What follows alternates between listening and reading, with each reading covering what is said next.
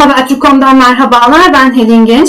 Bugün COVID-19 sonrası hastalarda devam eden öksürük şikayetini göğüs hastalıkları uzmanı Doktor Nilüfer Aykaç ile konuşacağız. Hoş geldiniz. Merhaba, hoş buldum. Teşekkür ederim davetiniz için. Biz teşekkür ediyoruz. Böylesine yoğun bir zamanda bize vakit ayırdınız. Bizim yayın talebimizi geri çevirmediğiniz için size de teşekkürlerimizi sunuyoruz. Öncelikli olarak sizden koronavirüsteki son durumu rica edeceğiz. Hem dünyada hem Türkiye'de aşılama da başladı aslında. İşte yeni gelen partiyle birlikte Almanya'daki BioNTech aşısıyla birlikte yoğun bir aşılama sürecinin başlamasından görüyoruz Türkiye'de de. Siz son olarak bize ne aktarırsınız?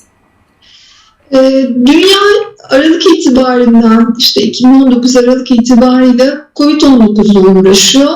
Türkiye'nin ilk vaka tespiti ve resmi olarak açıklanması 11 Mart Dünya Pandemi Günü ilan edildiği gün aslında Türkiye'de vaka açıklandı. Ve o günden bu zamana dünyada 170 milyona yakın bir vaka sayısı var. Ne yazık ki ölüm sayımız da 3,5 milyonu aşmış durumda.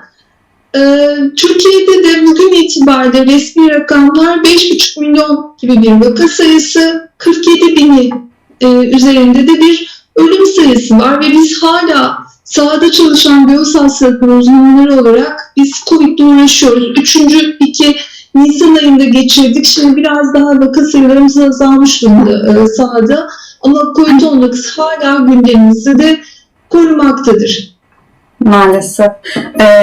Sadece COVID-19 hani o hastalık süreci dışında hastalardan bizim de çevremizde ben yakalanmadım çok şükür ama çevremizden duyduğumuz kadarıyla negatife dönüyor, sosyal hayatına işte çalışmaya devam ediyor, ilaçları bırakıyor vesaire ama öksürük şikayetinin devam ettiğiyle ilgili sık sık duyumlar alıyoruz. Sizin de muhtemelen bunun için ekstra daha sonra tekrar kapınızı çalıyordur hastalar. Öksürük ne kadar sürer peki COVID-19 sonrası? Hangi aşamaya geldiği zaman endişelenmeliyiz, bir sorun var demektir? Aslında şöyle özetleyebilirim. COVID-19 temel olarak üst hava yollarını ve alt solunum yolunu yani akciğerleri tutuyor. İlk başta semptomlar arasında ilk başlı şikayetleri olarak ateş, nefes darlığı, halsizlik ve öksürük, %70'lere varan bir öksürük yakınmalarıyla başlıyor. Ve sonrasında da virüs kontrol altına alınmasına rağmen, yani antikor oluşmasına rağmen virüsün vücutta yaptığı etkilerden dolayı bir takım yakınmalar devam ediyor. Bunların arasında en fazla rastlanan öksürük yakınması. Ama onun dışında yorgunluk, terleme, nefes darlığı gibi yakınmalar da uzun süre devam edebiliyor.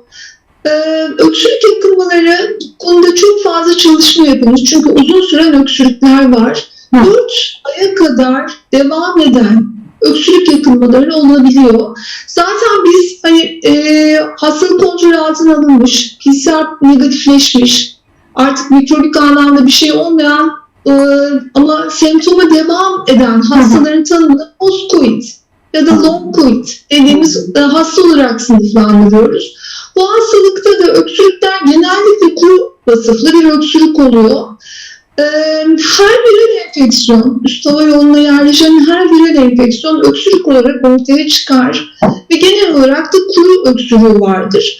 Ama eğer kişinin hassasiyeti varsa, yani bronş hiperreaktivitesi dediğimiz hassasiyeti varsa ya da reflüsü varsa ya da geniz arkası akıntı dediğimiz postnazal akıntıları varsa, sinüzit gibi hastalıkları varsa bu öksürükleri daha fazla görebiliyoruz.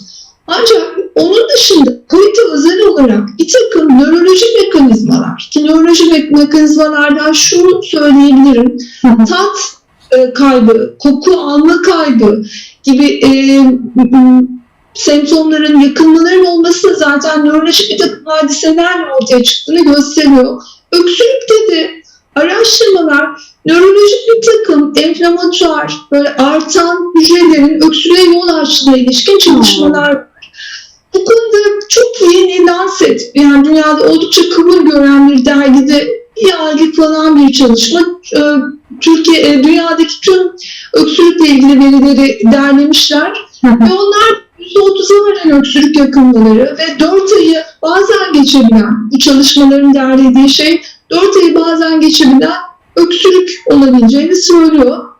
Yani Biz ne zaman devam edin ama doğru mu aldım? Şunu özellikle parantez olarak açmak istiyorum. Yani hani öksürdüğümüz zaman aman ciğerlerim, boğazım vesaire deriz biz. Ama burada hani işte tat alma, koku almayla ilgili olduğu gibi beyinle ilgili bir problem olabileceği ve hani işte hani tat ve koku için herhangi bir ilaç kullanılmıyor bildiğim kadarıyla. Bunu o zaman beyinde aynı şekilde geçmesini bekleyebileceğimiz yönünde mi düşünmeliyiz bunu? öyle düşünmek lazım ama şu şartla öyle düşünmek lazım. Biz post-Covid'de yani long Covid'de bilişsel yani hafızayla ilgili sorunlar, kafa karışıklıkları zaten görüyoruz. Yani nörolojik bir altyapıyı görüyoruz. Tıpkı koku kaybı ve tat kaybında olduğu gibi.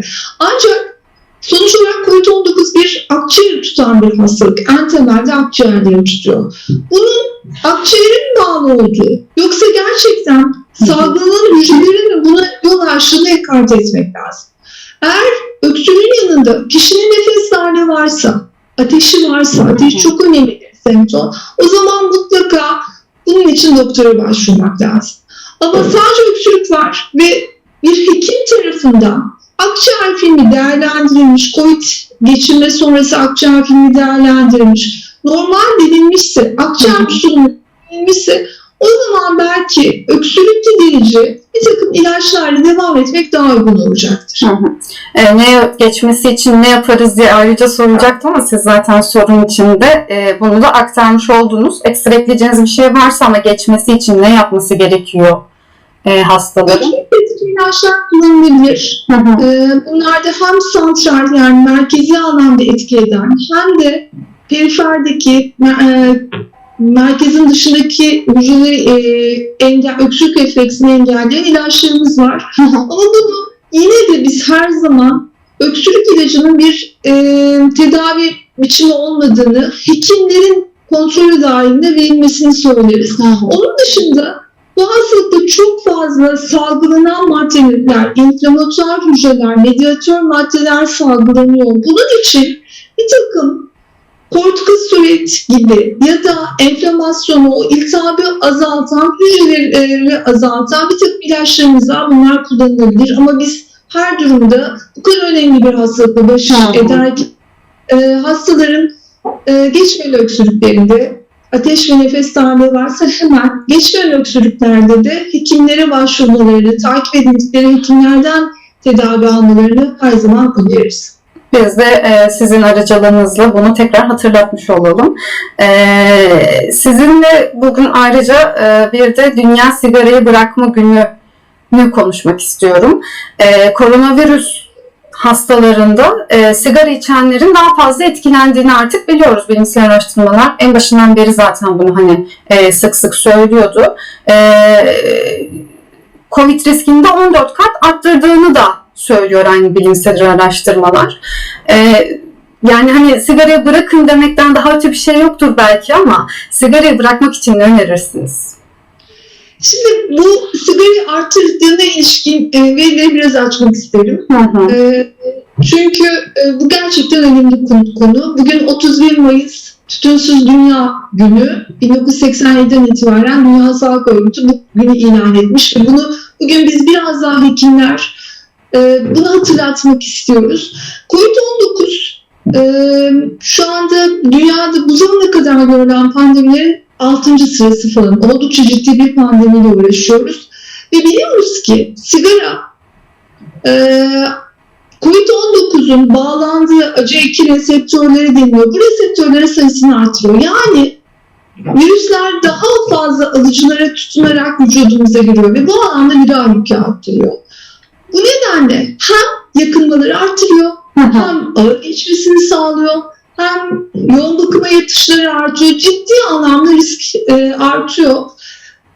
Sigarayı bırakmak, ben hastalarıma hep şunu söylüyorum, her şekilde sigarayı bırakacaksınız. Ya siz kendi iradenizle bırakacaksınız ya da bir gün sigaranın en etkilerinden dolayı içmek mümkün olamayacak.